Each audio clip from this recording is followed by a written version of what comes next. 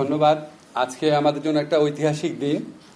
আপনারা জানেন যে বিচার বিভাগের স্বাধীনতা পূর্ণরূপে প্রতিষ্ঠা করার জন্য সুপ্রিম কোর্ট সচিবালয় অধ্যাদেশ হোক বা সুপ্রিম কোর্ট সচিবালয় একটা আইন হোক, সুপ্রিম কোর্টের একটা পৃথক সচিবালয় থাকুক, এই আকাঙ্ক্ষা বাংলাদেশের নাগরিক সমাজের মনে গত 20-30 বছর যাবৎ আছে। এটা নিয়ে আলোচিত হচ্ছে। অনেক পলিটিক্যাল পার্টি অনেক আশ্বাস দিয়েছেন, অনেক কিছু বলেছেন, কিন্তু আলটিমেটলি আমরা এখন একটা ভালো জায়গায় আসতে পেরেছি। সুপ্রিম কোর্টের জন্য পৃথক সচিবালয় প্রতিষ্ঠা, এটা আমাদের বিচার বিভাগীয় সংস্কার কমিশনের সুপারিশে ছিল, জাতীয় ঐক্যমত্য কমিশনের সুপারিশে ছিল, এবং সেখানে এই প্রস্তাবে ঐক্যমত্য কমিশনের আলোচনায় অংশগ্রহণকারী সকল দল এটাতে সম্মত হয়েছে। সকল দল এটাতে একমত যে বিচার বিভাগের পূর্ণ স্বাধীনতা প্রতিষ্ঠা করার জন্য সুপ্রিম কোর্টের একটা পৃথক সচিবালয় রাখবে। তো পৃথক সচিবালয়ের একটা আইনের নীতিগত অনুমোদন আমরা এর আগে একটা উপদেষ্টা পরিষদের মিটিংয়ে করেছিলাম। আজকে আমাদের মাননীয় প্রধান উপদেষ্টার সভাপতিত্বে অনুষ্ঠিত উপদেষ্টা পরিষদের বৈঠকে এটা চূড়ান্তভাবে অনুমোদিত হয়েছে। তা আপনারা বলতে পারেন যে আজকে আমরা মাজদার হোসেনের মামলার যে রায় ছিল সেটার পরিপূর্ণ বাস্তবায়ন এবং বিচার বিভাগের স্বাধীনতা পরিপূর্ণরূপে প্রতিষ্ঠার যে শেষ ধাপ সেটা সম্পন্ন করলাম আইনগতভাবে। প্রশাসনিক কিছু ব্যাপার এখনও রয়ে যাবে, স্ট্যাবলিশ করা সচিবালয়, এটাকে ফাংশনাল করা। তো এখানে মূলত যেই দুইটা ক্ষমতা দেওয়া হয়েছে আমি শুধু সেটা বলি। প্রথমত হচ্ছে আপনারা জানেন যে অধস্থন আদালত বা আমরা যে নিম্ন আদালত বলি, এই নিম্ন আদালতের যে কন্ট্রোল এবং শৃঙ্খলা বর্তমান সংবিধান অনুযায়ী এটা হচ্ছে রাষ্ট্রপতির হাতে ন্যস্ত। রাষ্ট্রপতির হাতে ন্যস্ত মানে হচ্ছে প্রধানমন্ত্রী পরামর্শক্রমে করেন, প্রধানমন্ত্রীর পক্ষ থেকে আইন মন্ত্রণালয়ের কাজটা করেন। প্রায়োগিকভাবে নিম্ন আদালতের বিচারকদের যে শৃঙ্খলা এবং কন্ট্রোল যে বিধানগুলা, সেটা নিম্ন আদালতের বিচারকদের ক্ষেত্রে এটা আপনার আইন মন্ত্রণালয় করে থাকে সুপ্রিম কোর্টের পরামর্শক্রমে। তো এই অধ্যাদেশ কার্যকরী হওয়ার পর নিম্ন আদালতের বিচারকদের যে কন্ট্রোল বলতে কী বোঝায় এটা বলি।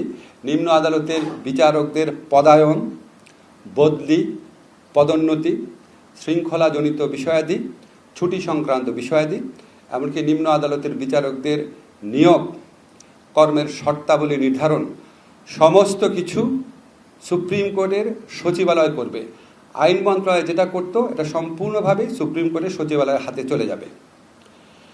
বাট এটা কয়েকটা জিনিস খেয়াল রাখবেন। এক নাম্বার হচ্ছে শুধুমাত্র বিচার কাজে নিয়োজিত যারা আছেন সেই বিচারকদের কন্ট্রোল, শৃঙ্খলা এবং ছুটির বিষয়াদি সুপ্রিম কোর্টের সচিবালয়ের হাতে চলে যাবে।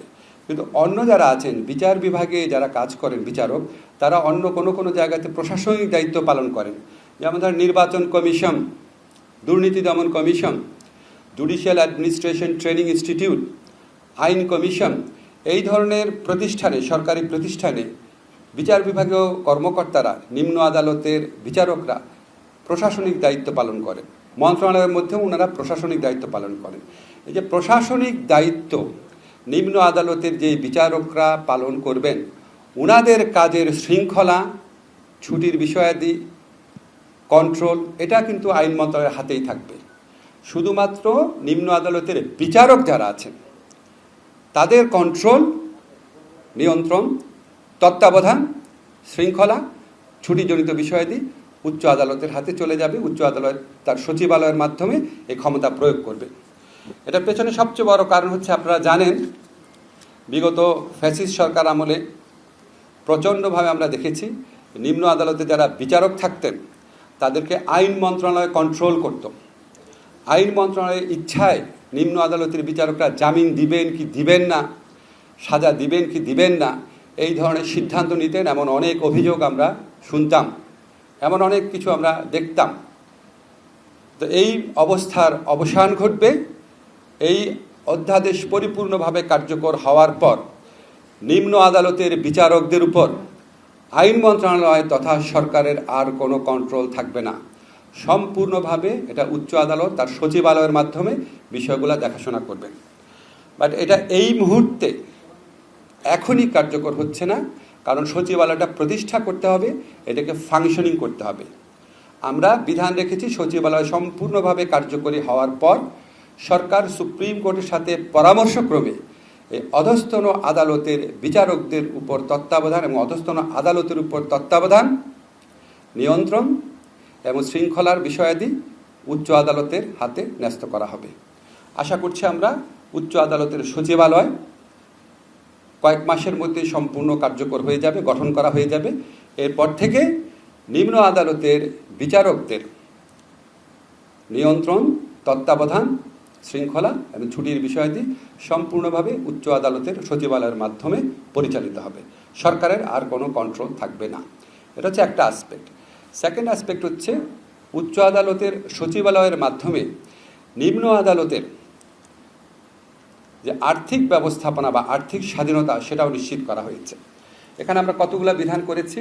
নাম্বার 1 বিধান হচ্ছে আদালতের, উচ্চ আদালতের বা নিম্ন আদালতের পুরা বিচার বিভাগের, সম্পূর্ণ বিচার বিভাগের উন্নয়ন বা সম্পূর্ণ উচ্চ আদালত বিচার বিভাগের আপনার যে কোনো ধরনের প্রকল্প গ্রহণ করার ক্ষেত্রে সচিবালয়ের নেতৃত্বে, উচ্চ আদালতের সচিবালয়ের নেতৃত্বে, সুপ্রিম কোর্টের সচিবালয়ের নেতৃত্বে একটা যাচাই বাছাই কমিটি থাকবে। যাচাই বাছাই কমিটি প্রকল্প গ্রহণ করবে। সেই প্রকল্প একটা কমিটির কাছে পাঠানো হবে পরামর্শের জন্য।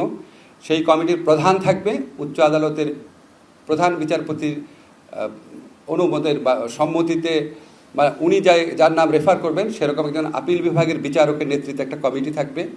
সেই কমিটি যখন সুপারিশ করবে, সুপারিশ করার পর সুপারিশকৃত প্রকল্পের প্রাক্কলিত ব্যয় যদি 50 কোটি টাকা বা তার কম হয়, সেই ক্ষেত্রে প্রধান বিচারপতি এটা অনুমোদন করবেন, আর কারো অনুমোদনের প্রয়োজন হবে না। 50 কোটি টাকার যদি বেশি হয় তখন প্রধান বিচারপতি এটা পরিকল্পনা কমিশনের মাধ্যমে একনেকের সভায় উপস্থাপন করবেন। অর্থাৎ 50 কোটি টাকা প্রকল্প, 50 কোটি টাকা প্রাক্কলিত ব্যয়, এই ধরনের প্রকল্প অনুমোদন করার ক্ষমতা উচ্চ আদালত পেয়ে যাচ্ছে। এবং এই 50 কোটিতে সীমাবদ্ধ না, এটা যদি সংশোধিত হয়, ভবিষ্যতে বাড়ানো হয় বা সময় বাড়ানো হয় বা খরচ বেড়ে যায়, তাহলে আরও 50 কোটি টাকা পর্যন্ত সম্পূর্ণ নিজের এখতিয়ারে অনুমোদন করার ক্ষমতা প্রধান বিচারপতি থাকবে। এটা একটা আর্থিক স্বাধীনতার একটা দিক। সেকেন্ড দিক হচ্ছে উচ্চ আদালতের বিচারকদের বা উচ্চ আদালতের এবং একই সাথে সাথে এই সচিবালয়ের সকল খরচাদি, সকল ব্যয় আমাদের যে সংযুক্ত তহবিল আছে সেটার উপর দায়যুক্ত থাকবে। অর্থাৎ কনসলিডেটেড ফান্ড যে আছে সেটাতে চার্জ হবে। এখানে বাড়ানো কমানোর কোনো স্কোপ থাকবে না। সরকারের পক্ষ থেকে যখন এই বাজেট, সরকারের পক্ষ থেকে থার্ড দিক হচ্ছে সরকারের পক্ষ থেকে যখন উচ্চ আদালতের বাজেট অনুমোদন করা হবে, এই বাজেট ব্যবস্থাপনার সম্পূর্ণ স্বাধীনতা উচ্চ আদালতে থাকবে। এমনকি এই বরাদ্দকৃত অর্থের যদি পুনঃ উপযোজন, খুবই কঠিন শব্দ, মানে একটা হেড থেকে আরেকটা হেডে খরচ করার ক্ষেত্রেও উচ্চ আদালতে সরকারের কোনো পূর্বানুমোদনের প্রয়োজন হবে না। মোটামুটি আর্থিক স্বাধীনতা আমাকে একটু দেখে নিতে হচ্ছে, বুঝতেই পারছেন আমি আর্থিক ব্যাপার এত বুঝি না। আচ্ছা, মোটামুটি এই হচ্ছে আর্থিক স্বাধীনতার ব্যাপার। মানে আমি যদি আমার কথাগুলো কি বোঝা গেছে না অনেক কঠিন লেগেছে? আচ্ছা, ঠিক আছে। এটাই হচ্ছে আমাদের, এই যে আমি আপনাকে বাজেট প্রণয়ন, বাজেট ব্যবস্থাপনা, প্রকল্প গ্রহণ, তারপরে সচিবালয় প্রতিষ্ঠার সংক্রান্ত যে বিধান আছে, সেই বিধান এই আইনটা গেজেটে প্রকাশিত হওয়ার পর, গেজেট নোটিফিকেশন হওয়ার পর সাথে সাথে কার্যকর হয়ে যাবে। আর নিম্ন আদালতের বিচারকদের যে কন্ট্রোল শৃঙ্খলা, সেটা এই সচিবালয় প্রতিষ্ঠার কাজ সম্পূর্ণ হওয়ার পর আমরা সুপ্রিম কোর্টের সাথে পরামর্শক্রমে গেজেট নোটিফিকেশনের মাধ্যমে কার্যকর করব। কিন্তু বাজেট এবং আর্থিক ব্যবস্থাপনা সংক্রান্ত বিষয়াদি গেজেট নোটিফিকেশনের সাথে সাথে কার্যকর হয়ে যাবে। এটা হচ্ছে আমাদের আজকে সচিবালয় অধ্যাদেশ। এ সম্পর্কে যদি আপনাদের কোনো প্রশ্ন থাকে বা অন্য কোনো প্রশ্ন, শফিক বলেছে অনেক প্রশ্ন করতে পারবে, 3-4টা প্রশ্ন করতে পারেন।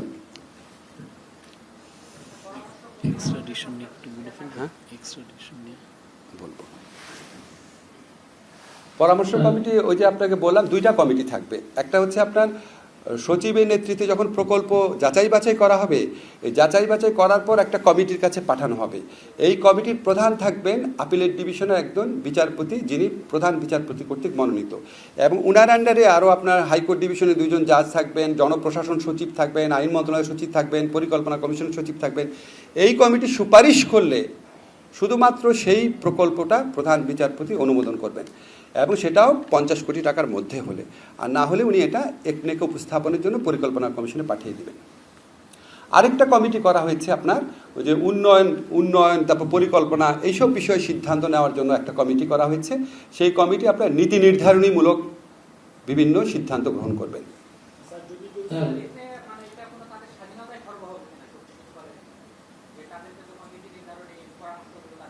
নীতি নির্ধারণী পরামর্শ যারা দিবেন সেটারও প্রধান থাকবেন প্রধান বিচারপতির নেতৃত্বে সুপ্রিম কোর্টের একজন বিচারক, ওইখানেও ওনাদেরই ডমিনেন্স থাকবে।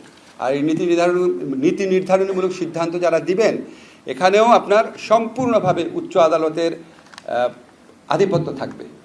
প্রধান বিচারপতির নেতৃত্বে প্রধান বিচারপতির সম্মতিক্রমে অনুমোদিত একজন বিচারপতির নেতৃত্বে এটা গঠিত হবে, এবং এখানে আপনার আইন মন্ত্রণালয়ের সচিব, অ্যাটর্নি জেনারেল ওনারা থাকবেন, সুপ্রিম কোর্টের বিচারকরা থাকবেন। ওনারা নীতি নির্ধারণীমূলক, ওনারা পলিসি গাইডলাইন দিবেন, ওনাদের তো এক্সিকিউটিভ ফাংশন থাকবে না। আপনার নামটা একটু বলেন। আর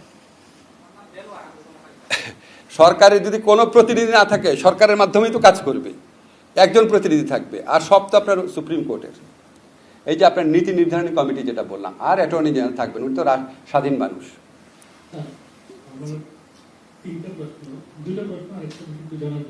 নাম বলেন। আমার নাম বাহরাম খান, আমি ডেইলি কাজ করি। প্রথমত হচ্ছে আপনি যেটা বললেন যে সরকারের স্বায়ত্তশাসিত বিভিন্ন প্রতিষ্ঠানে যে প্রশাসনিক কাজে অধস্তন আদালতের বিচারকরা যাবেন, এটা তো সুপ্রিম কোর্ট সচিবালয়ের মাধ্যমে সরাসরি যেতে পারে।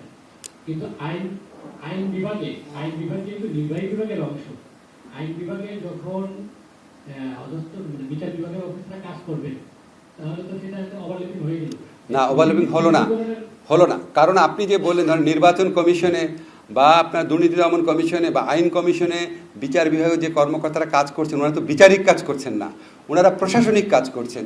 যেহেতু ওনারা প্রশাসনিক কাজ করছেন, সেই তো প্রশাসনিক কাজে নিয়োজিত বিচারকদের তত্ত্বাবধান, তারপরে আপনার শৃঙ্খলা, এগুলি দেখবে প্রশাসন অর্থাৎ আইন মন্ত্রণালয়।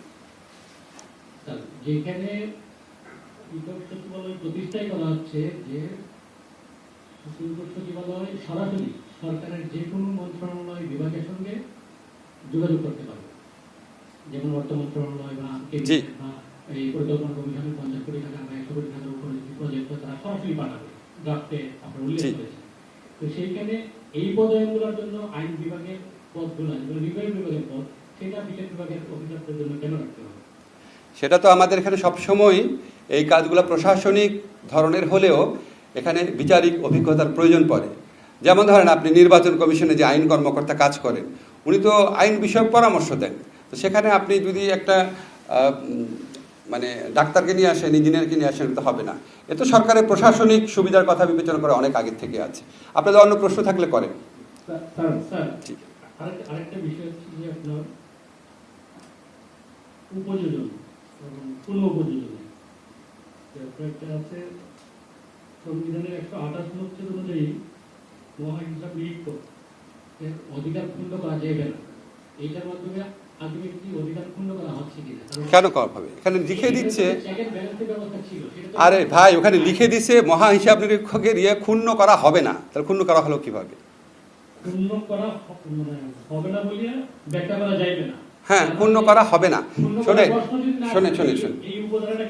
এই উপধারাটা ইলেকশন কমিশনের আইনে আছে, ক্ষুণ্ণ করা হবে না, এটাই বলা হয়েছে। অডিটর এবং কন্ট্রোলার জেনারেলের সম্পূর্ণ কর্তৃত্ব থাকবে, এটা নিয়ে আপনি কোনো সন্দেহ রেখেন না।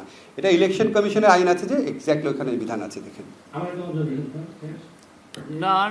আর না প্লিজ, আপনি এটা একদম ডিসকাশনে না না না আর কেউ কোনো প্রশ্ন থাকলে করেন। কর্মচারী শব্দ আছে স্যার, এখানে কর্মকর্তা শব্দ কেন উল্লেখ করা হয়েছে?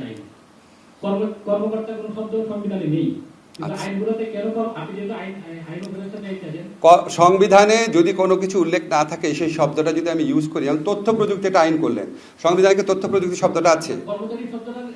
না না, এটা সমস্যা না, আপনি একদম ডায়লগে যেন না, আমি এত ডায়লগ করা, এটা সাংবাদিক সম্মেলন। জি বলেন। জি জি জি, আমাদের এই আইনটা হওয়ার পর এটা তো আপনার এখনও এটা অনেকগুলো ধাপ আছে, ঠিক আছে? এটা সামারিটা যাবে, সামারিটা আমি সাইন করব, তারপর আমাদের মাননীয় প্রধান উপদেষ্টা সাইন করবেন, তারপর রাষ্ট্রপতি সাইন করবেন, তারপর আইন মন্ত্রণালয়ে আসবে, আসার পরে আমরা গেজেট নোটিফিকেশন করব, 7 দিনের মতো লাগতে পারে। সচিবালয় প্রতিষ্ঠার যে বিষয়টা সব মিলে আর কি, কার্যকর সচিবালয় প্রতিষ্ঠাটা আমি বলতে পারবো না। আমরা সচিবালয় প্রতিষ্ঠাটাকে মানে এই আইনে অনুমোদিত করা হয়েছে। এখন মাননীয় প্রধান বিচারপতি উনি ওনার মতো করে সচিবালয় স্ট্যাবলিশ করবেন। রেজিস্ট্রার জেনারেল অফিস তো আছে, এটা তো সব কন্টিনিউ করবে, কিন্তু সচিবালয় উনি কতদিনে প্রতিষ্ঠা করবেন, কাকে কাকে নেবেন, কীভাবে অর্গানোগ্রাম সাজাবেন, এটা আমি বলতে পারবো না। তবে আমার ধারণা এটা হয়তো 1-2 মাসের ব্যাপার। এই প্লিজ, আপনি অনেক কোশ্চেন করছেন, নো প্লিজ। হ্যাঁ বলেন বলেন বলেন। নির্বাহী বিভাগে তখন আর নির্বাহী বিভাগের কর্মকর্তারা তো বর্তমানে কেউই কর্মরত নাই। প্রশাসনিক যারা প্রশাসনিক যারা কাজ ফেডারেল কর্মকর্তারা সবাই এখানে বিচার বিভাগের কর্মকর্তাই কর্মকর্তা। আইন সচিব সহ এই প্রশ্নটা করা হয়েছে একবার, প্লিজ, এই প্রশ্নটা করা হয়েছে। আইন সচিব সহ আমি স্পেশাল আইন জি। আইন বিভাগের কথা বলছি। আইন ও বিচার বিভাগে আইন মন্ত্রী সহ অন্যান্য পদগুলিতে প্রশাসনের অন্য কোনো কর্মকর্তাদের এখানে পদায়ন হবে কি? এই আপনি বলেন। আইন মন্ত্রণালয় যেভাবে কাজ করছে সেভাবে কাজ করছে। আমরা তো বিচার বিভাগের স্বাধীনতা নিয়ে কথা বলছি। এখন আপনারা যদি প্লিজ, দিলওয়ার পার্থক্য অনেক কোশ্চেন করেছেন। পার্থক্যটা বুঝেন নাই, আইন মন্ত্রণালয়ে 2 ধরনের কাজ করে এখন। এক হচ্ছে আমাদের নিম্ন আদালতে যারা বিচারকরা আছে, এই বিচারকদের তত্ত্বাবধান করে। নিম্ন আদালতের বিচারক যারা বিচার কাজে যুক্ত আছেন, এই কন্ট্রোলটা উচ্চ আদালতে চলে যাবে সচিবালয়ের মাধ্যমে। আর যারা প্রশাসনিক কাজ করেন তাদের কন্ট্রোলটা থাকবে আইন মন্ত্রণালয়ের কাছে। এটা তো প্রশাসনিক কাজ। আবার প্লিজ, স্যার, আমি মানে? 21 টেলিভিশন থেকে বলছি। জি স্যার, আমার প্রশ্ন হলো, জি। বিচার বিভাগকে তো আমরা আর্থিক স্বাধীনতা দিলাম, এখন এইখানে যদি আর্থিক অনিয়ম হয় সেটা কে দেখবে? তখন কে যাচাই করবে? মহাহিসাব নিরীক্ষক দেখবেন, অডিটর অ্যান্ড কন্ট্রোল জেনারেল দেখবেন। স্যার, আমার নাম মোস্তফা মল্লিক, আমি চ্যানেলে আছি। স্যার, যেহেতু স্বাধীনতার কথা বলছেন, তো তারপরও বাংলাদেশের অতীতের অভিজ্ঞতা থেকে আমরা নানা পদে থাকা লোকদেরই নানা ধরনের চাল কৌশল অসদাচরণ দেখি। সেই ক্ষেত্রে এইটা কি করবেন, এটা একটা। আর 2 নম্বর প্রশ্ন হচ্ছে, সামাজিক যোগাযোগ মাধ্যমে ভেসে বেড়াচ্ছে, আমি এটা যাচাই করিনি, যে 2 জন ম্যাজিস্ট্রেটকে ইয়ে করা হয়েছে, তাদেরকে বাধ্যতামূলকভাবে সরিয়ে দেওয়া হয়েছে, এবং তারা অন্য ধর্মাবলম্বী বলে আরো বেশি আলোচনা চলছে। এই ব্যাপারে আসলে কোনো আমি এই ধরনের আমি সামাজিক যোগাযোগ মাধ্যমে এত দেখার সময় পাই না। আর এখানে যেই সমস্ত জিনিস ভেসে বেড়ায়, আপনার কি মনে হয় আপনি একজন সাংবাদিক, আপনি প্রথমে ইনভেস্টিগেট করেন এটা সত্যি কিনা। আপনি সামাজিক, আপনি একটা এত বড় একটা টিভি চ্যানেলের সাংবাদিক, আপনি সামাজিক যোগাযোগ মাধ্যমে ভেসে বেড়াচ্ছে বলে আমরা প্রশ্ন করলেন। আপনি এটা ইনভেস্টিগেট করেন, করার পর এটা সত্যি হলে আমাকে প্রশ্ন করেন, আর নাহলে ওই যে সামাজিক যোগাযোগ মাধ্যমে ভুয়া রিপোর্ট করেছে সেটা ছাপিয়ে দেন। কিন্তু সেটা দেখারও তো কোনো না কোনো দায়ভার আছে, মানে যেহেতু সেটা আছে, যেটা দেখা যাচ্ছে। আরে আমি তো এটা অবগত না, আপনি এখন সামাজিক যোগাযোগ মাধ্যমে হাজার হাজার জিনিস আমার আসলে শফিক সম্পর্কে ভেসে বেড়াচ্ছে। সামাজিক যোগাযোগ মাধ্যমে ধরেন আসলো যে আপনি আসলে চ্যানেল আয়ের কর্মকর্তা না, আপনি আসলে হচ্ছে আপনার বিদেশি একটা রাষ্ট্রের গোয়েন্দা। আমি কি আপনাকে একটা প্রশ্ন করব? আপনি ভেসে বেড়াচ্ছে বলেন, আপনি আমাকে একটা অথেন্টিক জায়গার নাম বলেন। আপনি যদি সামাজিক যোগাযোগ মাধ্যমে ভেসে বেড়াচ্ছে নিয়ে প্রশ্ন করেন, তাহলে আপনি কি 1 লক্ষ ফালতু প্রশ্ন একদিনে করতে পারবেন। স্যার, অসদাচরণের বিষয়টা বলছি। কার অসদাচরণ? নিম্ন আদালতে যারা বিচার কার্যে নিযুক্ত, তারা যদি অসদাচরণ করে, সেই ক্ষেত্রে যেহেতু এটা এখন আলাদা সচিবালয়ে যাচ্ছে। জি, এটা নিম্ন আদালতে বিচারকরা যদি অসদাচরণ করে, এটা উচ্চ আদালতের সচিবালয়ের মাধ্যমে দেখবে। নিম্ন আদালতে কর্মরত বিচারকরা, যারা প্রশাসনিক কাজে কর্মরত বিচারক আছেন, সেটা আইন মন্ত্রণালয় দেখবে। আপনাদের অন্য কোনো বিষয়ে প্রশ্ন আছে? এত চমৎকার একটা রায় হলো, এগুলি নিয়ে কোনো প্রশ্ন আছে?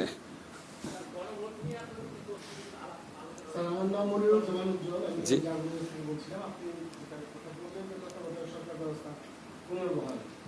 এই রায় বাস্তবায়নে সরকার কোনো নির্দিষ্ট আইনি বা প্রশাসনিক পদক্ষেপ নিতে যাচ্ছে কিনা এই সম্পর্কে যদি বলেন। ধন্যবাদ। আজকে আরেকটা ঐতিহাসিক রায় হয়েছে। আমরা জানি যে আমরা দীর্ঘদিন সংগ্রাম করে তত্ত্বাবধায়ক সরকার পেয়েছিলাম, এটা আমাদের ভোটের নিশ্চয়তা দিয়েছিল। এবং তত্ত্বাবধায়ক সরকারের আন্ডারে আমরা বেশ কয়েকটা সুষ্ঠু অবাধ নির্বাচন দেখেছিলাম, এবং সবসময় দেখতাম ক্ষমতাসীন দল পরাজিত হতো, এবং এটা আমাদের কাছে খুব স্বাভাবিক মনে হতো। বাংলাদেশের ক্ষমতাসীন দলগুলো যে ব্যর্থতা থাকে সেটার প্রেক্ষিতে।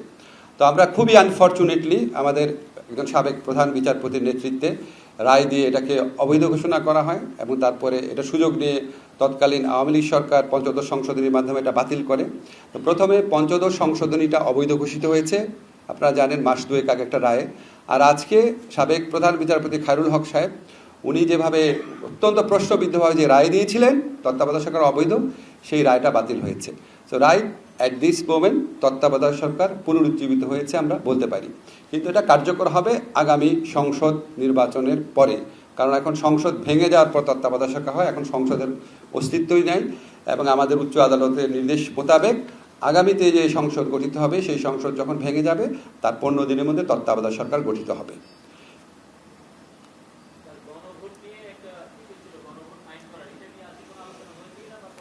গণভোট আইন আমরা খুব দ্রুত করতে যাচ্ছি, এই উইকে করে ফেলবো। ধরেন আজকে কি বার, বৃহস্পতিবার, তো ধরেন আগামী 3-4 কার্য দিবসের মধ্যে হয়ে যাবে।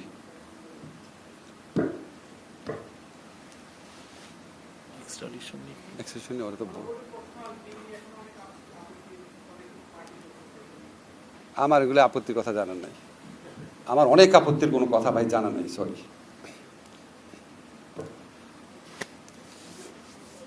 ঠিক আছে, আচ্ছা, আপনাদের আরেকটা বিষয় আপনারা প্রশ্ন করেনি, তবু আপনাদের জানিয়ে দেওয়া প্রয়োজন।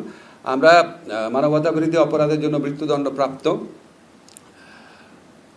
আওয়ামী লীগ নেত্রী শেখ হাসিনা এবং সাবেক স্বরাষ্ট্রমন্ত্রী আসাদুজ্জামান কামাল, ওনাদের এক্সট্রাডিশনের জন্য আমরা চিঠি দিচ্ছি এবং এর পাশাপাশি ওনাদের প্রত্যর্পণ করার জন্য, যেহেতু ওনারা এখন কনভিক্টেড, মৃত্যুদণ্ডপ্রাপ্ত, কাজেই আমরা মনে করি ভারতের এখন বাড়তি দায়িত্ব রয়েছে তাদের ফেরত দেওয়ার জন্য। বাংলাদেশের মানুষের বিচারের আকাঙ্ক্ষা সেটা পূরণ করার জন্য এই দায়িত্ব পালনে ভারত যেন আমাদের সাথে এক্সট্রাডিশন চুক্তি অনুযায়ী তার অব্লিগেশন পালন করে, সেই জন্য সেটা স্মরণ করিয়ে দিয়ে ভারতকে আমরা চিঠি দিচ্ছি। একই সাথে এই কনভিক্টেড ব্যক্তিদের দেশে ফেরানোর জন্য আন্তর্জাতিক যে অপরাধ আদালত রয়েছে রোমে, সেখানে আমরা কোনো রকম অ্যাপ্রোচ করতে পারি নাকি সেটা বিচার বিবেচনা করার জন্য আমরা অচিরেই বসে সিদ্ধান্ত নিব। স্যার, আপনারা কতটুকু আশাবাদী এই যে চিঠি দিবেন বা এটা আদৌ ফিরে আনা সম্ভব কিনা? আপনার প্রশ্নের মধ্যে যতটুকু আশাবাদী আছে ততটুকু আশাবাদী আমরা। ঠিক আছে, আমার কাজ শেষ। বলেন। Thank you. আজকে আরো বেশ কিছু ইম্পর্টেন্ট এজেন্ডা ছিল, তো আমি একটু বলছি। প্রথমত, ভূমির ব্যবহার নিয়ন্ত্রণ ও কৃষি ভূমি সুরক্ষা অধ্যাদেশ 2025-এর খসড়া নীতিগত ও চূড়ান্ত অনুমোদন হয়েছে আজকে আমদানি নীতি নিয়ে একটা ডিসকাশন হয়েছে, আমদানি নীতি আদেশ, বাট এটা আরো ফার্দার কনসালটেশনের জন্য আবার পাঠিয়ে দেওয়া হয়েছে মিনিস্ট্রিতে। আর আজকে জুলাই 2024-এর গণঅভ্যুত্থানের কারণে ইউএই হতে জেল ফেরত ক্ষতিগ্রস্ত প্রবাসীদের বিষয়ে আলাপ হয়েছে, এই বিষয়েও ফার্দার কনসালটেশন হবে এটাও। আর আজকে উপদেষ্টা পরিষদের বৈঠকে এই গত 8ই অগাস্ট থেকে, গত বছর 8ই অগাস্ট থেকে 31শে অগাস্ট পর্যন্ত যে কয়টা মিটিং হয়েছে, মোট 51টা মিটিং হয়েছে, সেই মিটিং এর সিদ্ধান্ত সমূহের উপরে একটু আলাপ হয়েছে এবং এই মিটিং এ বলা হয় যে মিটিং এর একটা অগ্রগতি প্রতিবেদন উপস্থাপন করা হয়েছে। আজকে বাংলাদেশ টেলিযোগাযোগ সংশোধন অধ্যাদেশ 2025-এর খসড়া নীতিগত চূড়ান্ত অনুমোদনের জন্য এসেছিল, বাট এটা এটাও ফার্দার কনসালটেশনের জন্য পাঠিয়ে দেওয়া হয়েছে। আজকে মানব পাচার, অভিবাসী চোরাচালান প্রতিরোধ দমন অধ্যাদেশ 2025-এর খসড়া নীতিগত অনুমোদন হয়েছে, এটা চূড়ান্ত না, নীতিগত অনুমোদন হয়েছে। এই আমি যেটা ভূমির ব্যবহার নিয়ন্ত্রণ ও কৃষি ভূমি সুরক্ষা অধ্যাদেশ 2025-এর ইম্পর্টেন্ট কিছু বিষয় নিয়ে বলছি। এই বিষয়ে মূল যে জিনিস, যে কৃষি জমি আপনারা জানেন যে আমাদের খুব র্যাপিডলি কমছে, আমরা খুবই একটা ছোট একটা দেশ, আমাদের জনসংখ্যা গত 54 বছর 2.5 গুণ বেড়েছে। তো আমাদের যাতে শস্য উৎপাদন ব্যাহত না হয় এবং আমরা যেন এই আমাদের যে বাড়তি জনসংখ্যার সাথে ম্যাচ করে আমরা যেন আমাদের শস্য উৎপাদন বাড়াতে পারি, সেটাকে সামনে রেখেই এই বিষয়টা চূড়ান্ত অনুমোদন পেয়েছে।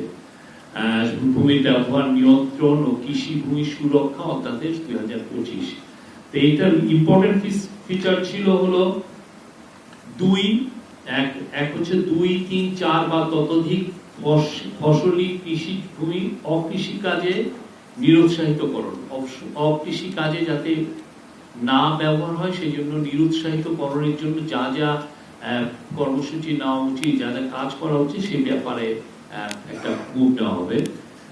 2, জলাধার, জলাভূমি, পাহাড়, টিলা, বনভূমি, সাগর ও উপকূলীয় অঞ্চলে পরিবেশগতভাবে সংবেদনশীল অন্যান্য এলাকার ভূমি সুরক্ষা করার জন্য ইম্পর্টেন্স দেওয়া হয়েছে। ভূমি ব্যবহারে জোনিং ম্যাপ প্রণয়নের কথা বলা হয়েছে।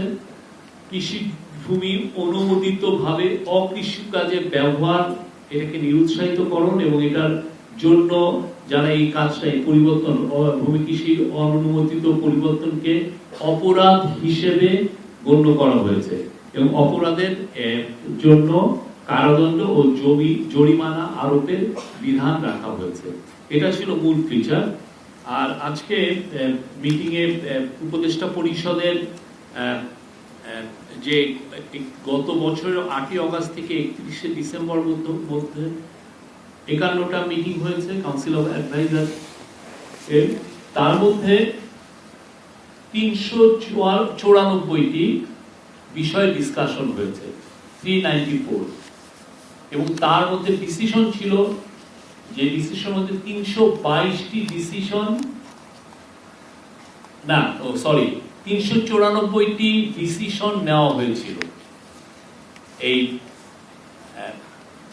কাউন্সিল অফ অ্যাডভাইজারের মিটিং গুলোতে। 394 ডিসিশনস ওয়ার টেকেন, তার মধ্যে ইমপ্লিমেন্টেড হয়েছে 322টি, which is 82%। তো যতগুলো ডিসিশন হয়েছে তার 82% ইমপ্লিমেন্টেড হয়েছে according to the cabinet secretary. এটা হচ্ছে রেকর্ড ইমপ্লিমেন্টেশন। এরকম এই এত কম সময়ে এতগুলো ডিসিশন নেয় এবং ইমপ্লিমেন্টেশন এর আগে কোনো গভর্নমেন্ট 54 বছরে হয়নি। আর 72 ডিসিশনস আর আন্ডার ইমপ্লিমেন্টেশন, বাকি যে কয়টা আছে।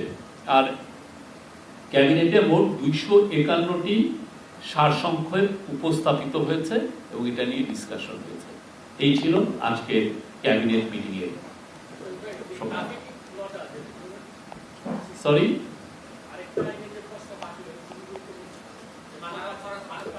ওইটা নীতিগত অনুমোদন, চূড়ান্ত অনুমোদন হলে আলাপ করব। চূড়ান্ত অনুমোদন হলে আমরা এই বিষয়ে আলাপ করব।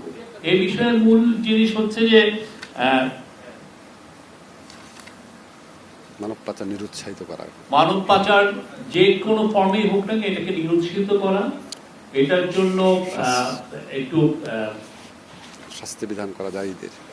মানব পাচার অভিবাসী চোরাচার প্রতিরোধ দমন অধ্যাদেশ 2025, এখানে যেমন যারা মানব পাচারে জড়িত তাদের ব্যাংক হিসাব ফ্রোজেন করা, তাদের সম্পদ আটক করা, বিদেশ গমনে বাধা দেওয়া, তাদের যারা যেন অনলাইন প্ল্যাটফর্ম ব্যবহার করে মানব পাচার না করতে পারেন সে বিষয়ে সুনির্দিষ্ট মেজার নেওয়া, তারপরে আপোষ করতে ভিকটিমদেরকে অনেক সময় আপনারা জানেন তারা চাপ দেয়, সেই চাপের বিষয়ে সুনির্দিষ্ট কিছু মেজার নেওয়া হয়েছে। আসামির অনুপস্থিতিতে তার বিচার কাজ আগে তেমন একটা করা যেত না, এবার এইটা আরো যাতে খুব ভালোভাবে করা যায় সেটার বিধানও যুক্ত করা হয়েছে।